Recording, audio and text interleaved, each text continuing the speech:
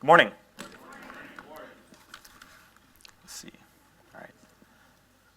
I want to start off this morning by telling you a story about my friend Harriet.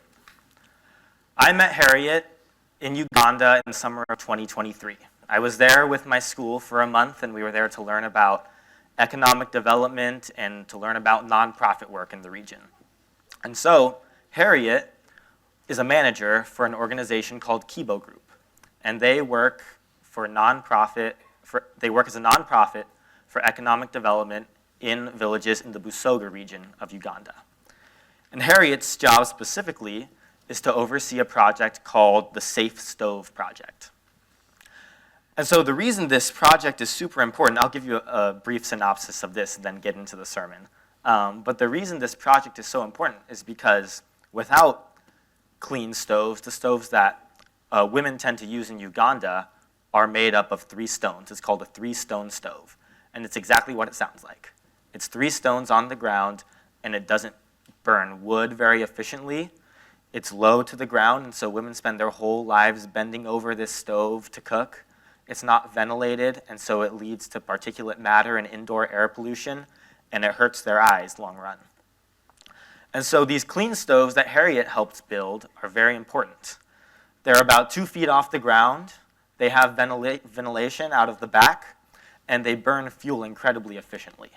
And so this project she works on helps to make the lives of women in Ugandan villages much better. And so one of my days in Uganda, Harriet took myself and a couple of my classmates out to do field work with her. It was kind of like take the American Kids to Work With You day. And so she took us out to the village. We drove probably 2 hours in a really hot car out of the city where we were staying, out of the nice hotel that my school had us staying in, into the village of Uganda. And we got there and we arrived and we were greeted by 30 Ugandan women from the village who were very excited to get to building that day.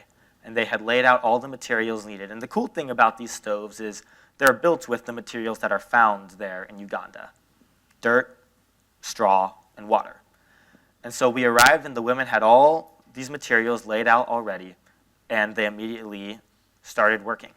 And I myself and my classmates were there really to learn. And they poured the dirt on the ground, they poured water on top of it, poured the straw on top, and they started stomping on it and dancing to make the dirt into sort of a mortar that would be used for bricks to build the stove. And they invited myself and my classmates to join in the stomping and the dancing, and we did. And they built a stove that day. And it was really incredible. But at the end of the day, as you might imagine, my feet were covered in mud. A lot of you know me pretty well. I didn't grow up on a farm or anything like that. I try and stay relatively clean. And so that was certainly the dirtiest my feet have ever been, and hopefully will ever be in my life. And so when it was time to go home, I needed to wash off my feet so I could put my nice Costco socks on and go back to my nice hotel. And Harriet brought out a bucket of water, which is nice of her. So I put my feet in the bucket of water, and I reached my hand out for the soap that she had in her hand. But she didn't hand me the soap. She bent down and started to wash my feet. And that didn't make a whole lot of sense to me. As an American student in Uganda, she should not be washing my feet. It should be the opposite. And that was a tough thing for me to wrap my mind around. And it was hard. I couldn't stop her. I was speechless. But the more I thought about it, the more I really started to take in what Harriet had done. Harriet was treating me the way Jesus had taught her to treat others. And by looking at Harriet, I got a small glimpse of who Jesus was, in human form, right in front of me. And that caused me to seek to know him better. And so this morning, I want to revisit the story that a lot of us are very familiar with, the story of Jesus washing feet. And I want us to look at it from a little bit of a different angle, to look at some new things about it, but also some simple things, and to take away how we can be people who wash feet and who people can look at us and see a little glimpse of Jesus in us as well. And so let's turn our Bibles to John chapter 13. And again, I know we're familiar with this story. I know that there are weeks and months worth of sermons that can be preached on these 17 verses in John. But today I want to answer 3 simple questions. How does Jesus wash feet? Or in other words, what posture does he take when he washes his disciples' feet? Whose feet does Jesus wash? And why does he wash feet? And so, we'll start off with the first question. How does Jesus wash feet? And to answer this, we're just going to read the first 5 verses of John 13. And it reads, "It was just before the Passover festival. Jesus knew that the hour had come for him to leave this world and go to the Father. Having loved his own who were in the world, he loved them to the end. The evening meal was in progress, and the devil had already prompted Judas, the son of Simon Iscariot, to betray Jesus. Jesus knew that the Father had put all things under his power, and that he had come from God and was returning to God. So, he got up from the meal, took off his outer clothing, and wrapped a towel around his waist. After that, he poured water into a basin and began to wash his disciples' feet, drying them with the towel that was wrapped around him." So I asked the question, how does Jesus wash feet? And from these first 5 verses, I think we can extract 2 things about the manner with which he served his disciples. He served with intention and humility. I'll start by talking about humility. By washing feet, Jesus lowered himself, both physically, because you have to lower yourself to wash feet, they're at the floor, but also mentally, spiritually, and emotionally, Jesus lowered himself. God in human form, who was above all and who the disciples were following, got down and washed their feet. Not only that, I feel pretty confident in saying washing his disciples' feet was not something Jesus did as recreation. The disciples' feet were very dirty. They lived in a time where the roads were dirt and they walked around in sandals. Jesus didn't, I'm sure, enjoy the process of washing his disciples' feet. But to serve like Jesus, you have to sacrifice. And Jesus gave the ultimate sacrifice, but even a microcosm in this passage in John 13, Jesus sacrificed his comfortability. He sacrificed his seat at the table.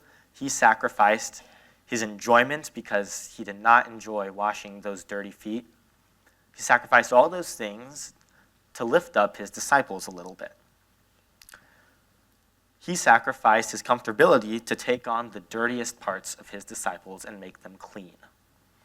When Jesus washed feet, he lowered himself to lift others up. Not only that, he did this on purpose. And that is the intentionality. That is the thing that I think is really hard. It was harder for me to understand about this story, and it's hard to practice in trying to serve others and trying to wash feet like Jesus. Jesus was very intentional about what he did that night.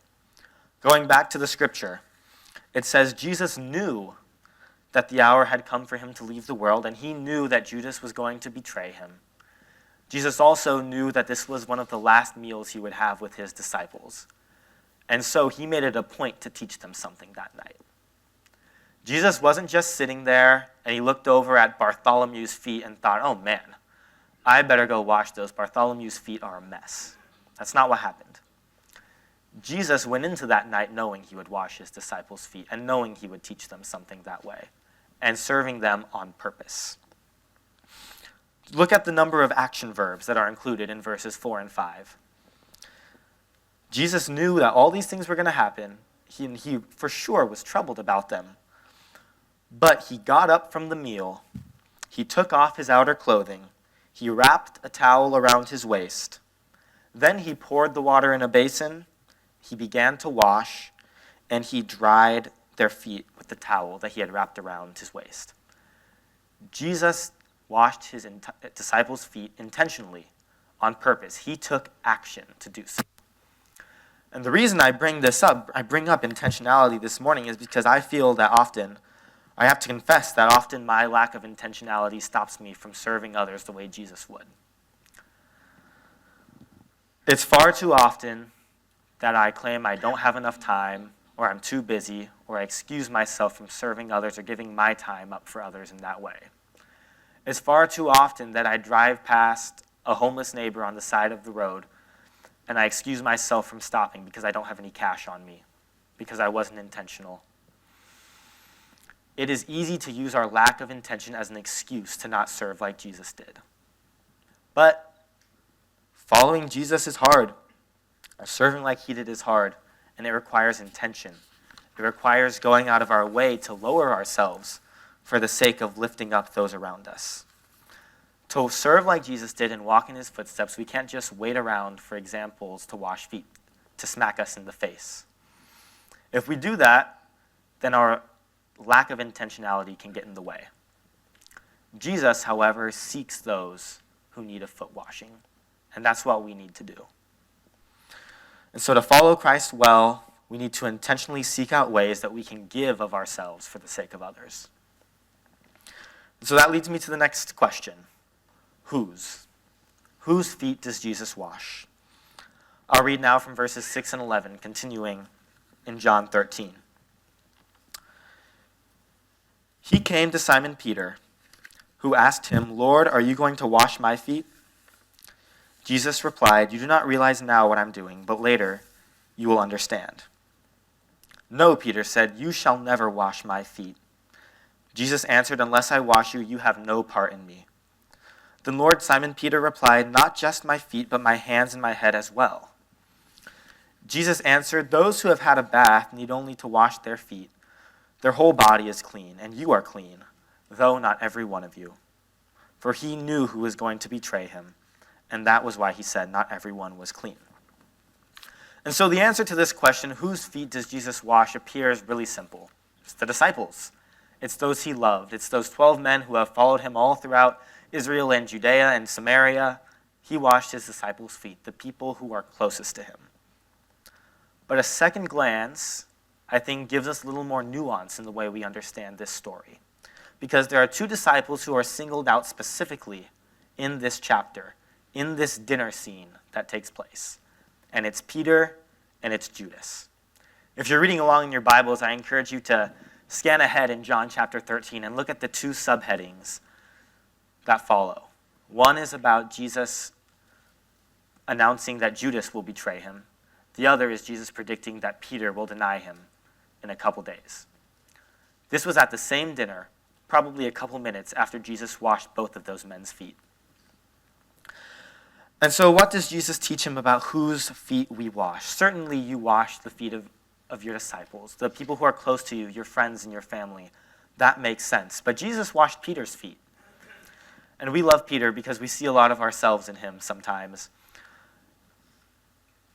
But this was a moment where Jesus knew in a couple days Peter was going to turn his back on him. Jesus knew that his love towards Peter was not going to be reciprocated in the near future. It was going to take time. But Jesus washed his feet. And Judas is an extreme example, isn't it? Judas, during that dinner, if you read on in chapter 13, Jesus predicts that Judas will betray him, and a couple minutes later, Judas walks off into the night and goes to make the deal for 30 shekels of silver. Jesus knew that would happen and washed his feet right before that happened. Judas is someone who Jesus couldn't trust.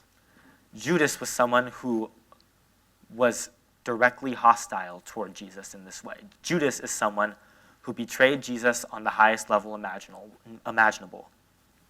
But a couple minutes, a couple hours maybe before Judas did that, Jesus bent down and washed his dirty feet. So what does this teach us about whose feet we should be washing? It is easy to wash the feet of our friends and our family. It's something that's intuitive. It's something that the world would hear and think, yeah, that makes sense. Look out for the people who are close to you. But in this story, Jesus washes the feet of his 12 disciples, the people who he loves, the disciple who Jesus loves, they're all there. He washes the feet of the people closest to him on one end of the spectrum. But on the other end, he washes the feet of the man who is about to sell Jesus' life for 30 pieces of silver.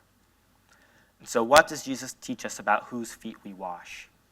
What do you think the disciples thought when they looked back on what happened and remembered that right before Judas left, right before Jesus predicted that Judas would betray him, Jesus bent down and washed Judas's feet?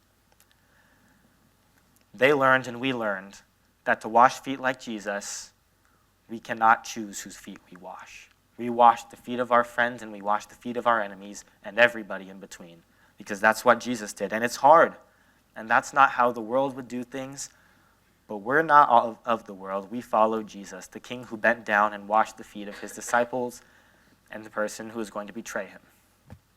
Following Jesus is hard, but to follow him, we need to serve those outside our family, outside of our group of friends, outside the walls of this church, outside of what is comfortable, because that is what Jesus did. And so that leads to my final question: why does Jesus wash feet? And this goes back to what George read earlier. We'll read verses 12 through 17.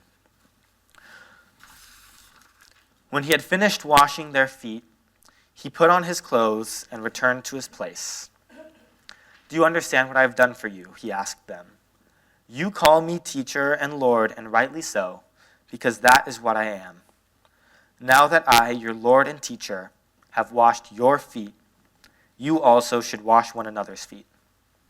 I have set you an example that you should do as I have done for you. Very truly I tell you, no servant is greater than his master, nor is a messenger greater than the one who sent him. Now that you know these things, you will be blessed if you do them. And so why does Jesus wash feet? He says in verse 14, so that we might wash one another's feet. And so here, this story tells Jesus, God in human form, living among us in the flesh, days away from facing a death on a cross, getting up from dinner and washing the feet of his disciples, both those who will be loyal to him, both those who will deny him, and those who will betray him. He washes the feet of these disciples, these 10 guys who have followed him for a few years and tend to have a knack for saying the wrong thing or screwing things up. I think we can see a lot of ourselves in the disciples. And what he says to them about why he washed their feet, and what he says to us in extension, is that he washed feet so that we might go and do likewise. He says that a lot in his ministry, doesn't he? He serves and he says, go and do likewise. And the disciples are confused because they're human like us and they think Jesus is going to be an earthly king. They're waiting and expecting Jesus to overthrow Rome or to restore Israel to its former glory. They see Jesus as a king who has his feet washed by his servants. And Jesus is not that kind of king. He flips it all upside down. He is a king worth following. And he says to the disciples in verse 14 that he did all this so that we might see it and learn from him and do the same to each other. When we serve Jesus, or when we serve each other, we are serving Jesus. When we intentionally seek out feet to wash, whether they're of people we are close to or not, and when we lower ourselves to lift them up, we are serving Jesus by serving each other. When we wash the feet of people in this building and outside, when we wash the people who God made in his image, we are serving Jesus. We are washing feet the way he taught us to. And so, as we conclude, I hope we can reflect a little bit on the way Jesus served and the way he washed feet, and extract a little bit of that and apply it to our lives and be a mirror of that to the people we come across. Jesus serves with intentional humility. He sacrifices himself for the sake of others, and he sacrifices for all, his friends and his enemies, the disciple who he loved and the disciple who betrayed him. And he does all of this so that we might do the same. I hope by this point in the sermon we've kind of gotten the idea that washing feet does not have to be literal. And I know I used the example of Harriet. There we go. And I know I used the example of Harriet literally washing my feet in Uganda. But that's not the only way Harriet washed feet that day. She washed feet by welcoming 2 American students who had no idea about what was going on into her car and on her day at work with her, and leading us and sacrificing her time and teaching us something that we could find useful. That's washing feet. She washed feet by the purpose she dedicated her life to, by going out day after day, taking these long 2-hour hot car rides to villages in the Busoga region of Uganda, to help these women build stoves that make their lives better. That is washing feet. And I'm speaking about a story that makes sense to me and is personal to me, but is not super applicable maybe to our context today. So what does it look like for us as 21st century Americans living in Vallejo, California, to wash feet like Jesus did? Well, I'm thinking about a friend, John Harrington. Many of you know him too. I remember one time when I was in high school, I played high school basketball, not anymore. But I came back from practice, it was a Wednesday night, and I came to church, and my foot was in a boot because I had hurt it in some way at practice. And after church, John beelines to me, and he asked me if I've gotten an x-ray, and I said no, and he says, come on, let's go to the office. John was a chiropractor. And so that night, he wasn't working, he was having his night off, he was at church, but he took me to his office, he x-rayed my feet, he cracked them back into place, and in doing so, he washed my feet. John is a person who you don't have to ask for help, but he seeks you when you need it, and he lowers himself and sacrifices to lift you up. That is washing feet like Jesus did. I'm thinking about a friend of mine named Michael. I remember this past winter, we were at Target. It was a cold day, and we had, I think, done Christmas shopping or something like that, and we were heading out. We were going home. And across the parking lot, as we're about to pull out of the exit, he saw one of our neighbors who was homeless and did not have a blanket. And so Michael could have, with the lack of intentions that I so often exude, could have pulled out of the parking lot and went along his way. He could have thought that the man's not asking for anything explicit. He could have thought that he doesn't have the time to stop. But instead, Michael drove out of his way toward the man.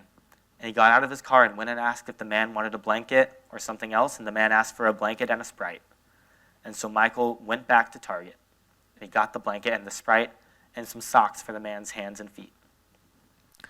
Often our lack of intentionality can stop us from washing feet in a circumstance like that. I'm guilty of it. But that's what washing feet is. It's going out of our ways.